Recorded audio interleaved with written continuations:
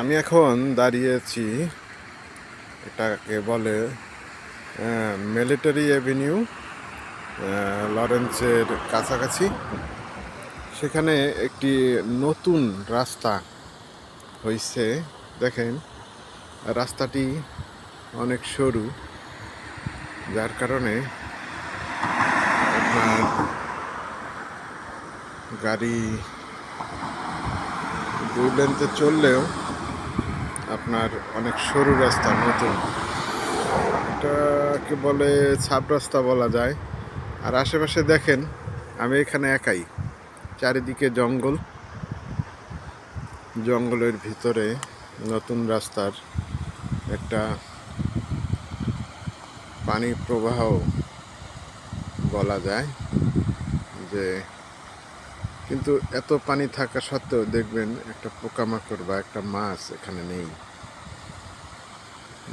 কিন্তু আমাদের বাংলাদেশে অনেক সময় দেখা যাচ্ছে একটু পানি হলেই সেখানে মাছ বা পোকামাকড় বসতি স্থাপন করে থাকে। কিন্তু আশ্চর্যের বিষয় হচ্ছে যে কানাডাতে এরকম অনেক জায়গায়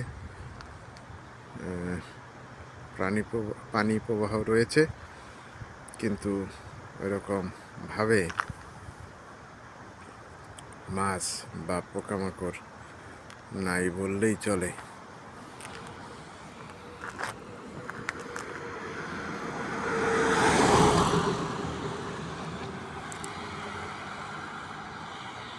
রাস্তাটি দেখুন কত উঁচুতে চলে গেছে,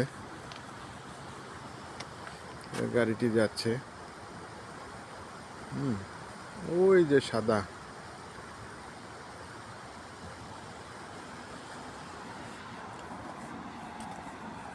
সাদা লেনতে গাড়িটি, কত উঁচু রাস্তা দেখুন, একটি পাহাড়ের মতো সেই স্থানটা, রাস্তাটা চলে গেছে। আর একটা গাড়ি আসতেছে, ওই যে সাদা গাড়িটা দেখেন কিভাবে যাচ্ছে, উঁচু জায়গা।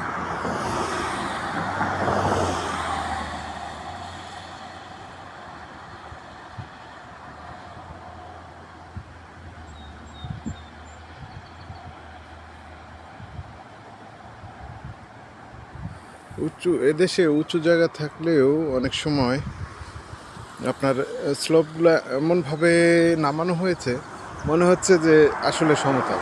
যত কাছে যাবেন মনে হচ্ছে আসলে সমতল, কিন্তু দূর থেকে যখন দেখবেন তখন বোঝা যায় যে আসলে কতটুকু উচ্চতা, এই রাস্তাগুলো কতটুকু উঁচু নিচু।